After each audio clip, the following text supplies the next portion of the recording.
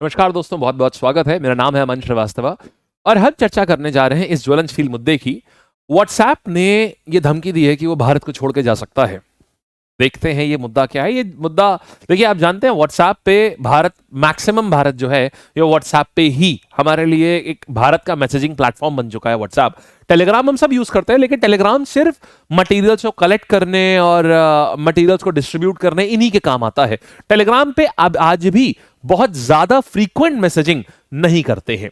तो अभी देखिए क्या है ये पूरा विवाद, इसके बारे में समझते हैं। और इवन व्हाट्सएप ने केस फाइल कर दिया है भारत सरकार के ऊपर। आइए समझते हैं। व्हाट्सएप, देखिए यहां का पेपर की हेडिंग है, WhatsApp threatens to exit India if force to break messages encryption.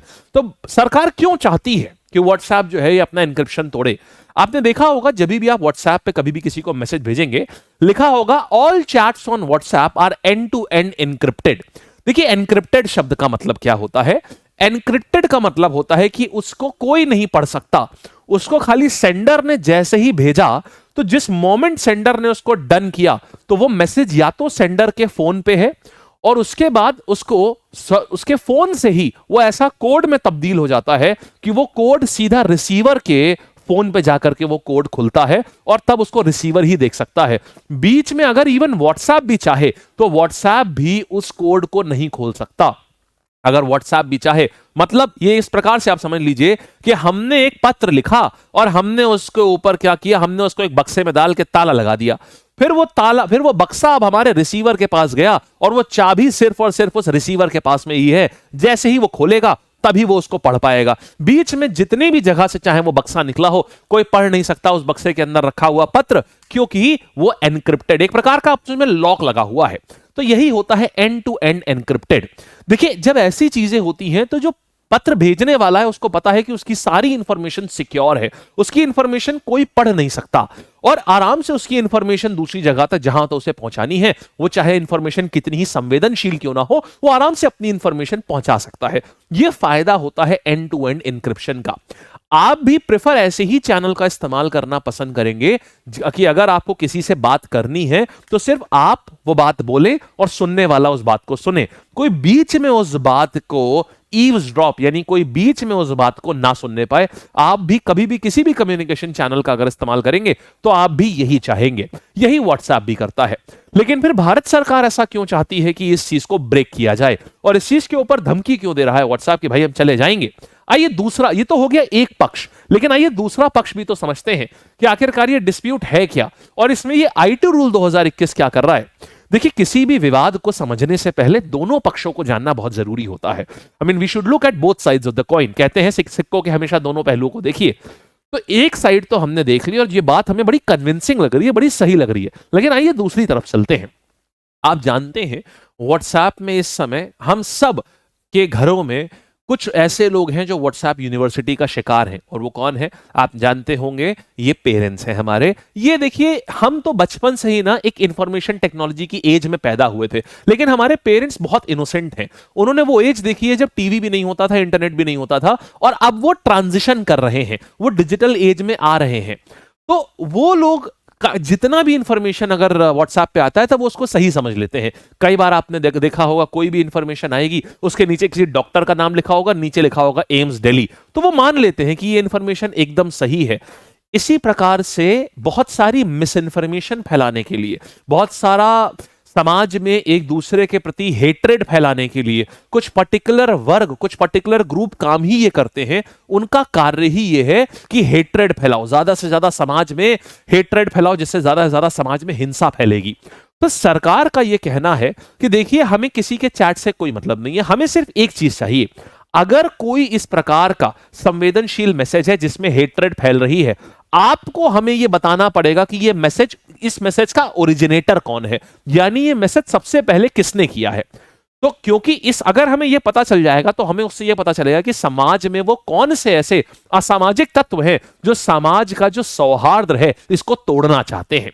तो जिसपे व्हाट्सएप का कहना था देखिए साहब हम ये नहीं कर सकते, हमने एंड टू एंड एनक्रिप्शन रखा हुआ है।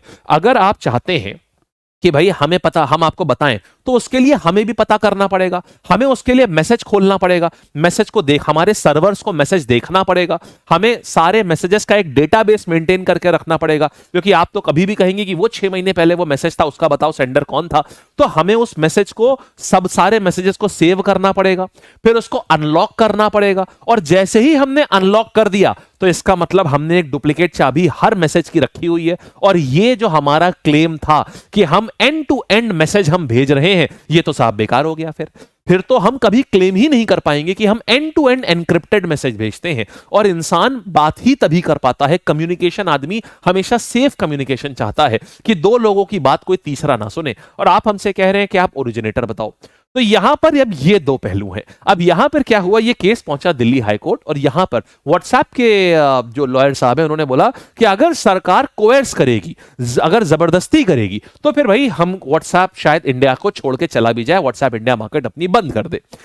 अब ये देखिए, ये सरकार कभी भी कोई चीज कहती है तो रूल्स के तहत कहती है। तो आईटी रूल्स 2021 इस बात को कहते हैं कि अगर कोई मिस इन्फॉर्मेशन अगर कोई फैल रही है, तो उसका ओरिजिनल सेंडर आइडेंटिफाई करना सोशल मीडियाज की ये रिस्पॉन्सिबिलिटी होगी कि उस मिस इन्फॉर्मेशन का जो ओरिजिनल सेंडर है उसको आइडेंटिफाई किया जाए, और गवर्नमेंट की रिक्वेस्ट पे उसको बैन भी किया जाए। अब देखिए, इसके इसके इसके भी फायदे हैं, इसके भी नुकसान है।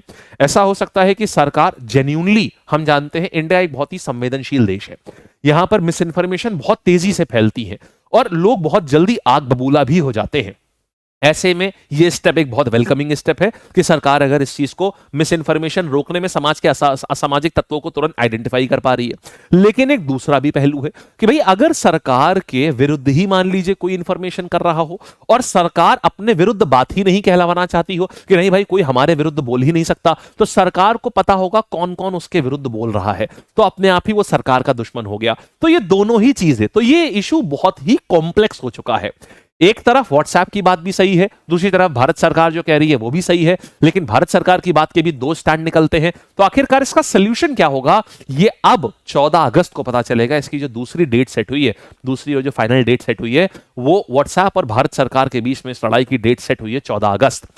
सेम कहानी टेलीग्राम पर भी है। टेलीग्राम पर इतनी पायरेसी होती है, मेजॉरिटी ऑफ द पायरेसी जो है वो भारत में जितना भी आप देखते होंगे, नेटफ्लिक्स, प्राइम, इन सब की मूवीज लीक हो जाती हैं टेलीग्राम के ऊपर। तो ये सारी चीजें, टेलीग्राम पे भी सेम प्राइवेसी लॉज गवर्न होते हैं। टेलीग्राम भी कहता है साहब हम तो एनक्रिप्शन रखते हैं और हमारे सर्वर्स तो इंडिया में है ही नहीं, तो इसलिए हमको तो प्राइवेसी लॉज भी नहीं फॉलो करने हैं इंडिया के, हमें तो आईटी रूल से हम गवर्न ही नहीं होते, क्योंकि हम तो टेलीग्राम ने इसी चीज से, इस रूल से बचने के लिए टेलीग्राम ने क्या करा हुआ है, अपने सर्वर्स को सिंगापुर में बेस किया हुआ है, क्योंकि सिंगापुर में उनके सर्वर्स बेस्ड हैं, इसीलिए इंडियन गवर्नमेंट के रूल से वो गवर्न नहीं होते हैं वो सर्वर्स। तो टेलीग्राम भी इस चीज से बचता रहता है कि जो एक्चुअल वो व्यक्ति कौन है जो सारा डिजिटल मटेरियल चोरी कर रहा है, जो कॉपीराइटेड मटेरियल चोरी कर रहा है, जो मूवीज को लीक कर रहा है, पायरेसी मार्केट में फैला रहा है, वो एक्चुअल व्यक्ति कौन है, जो पोर्नोग्राफी को प्रमोट कर रहा है, चाइल्ड पोर्नोग्राफी प्रमोट कर रहा है, वो एक्चुअल व्यक्ति कौन है, ये कभी पता ही नहीं चलता है। समझ गए? तो ये है पूरा इशू।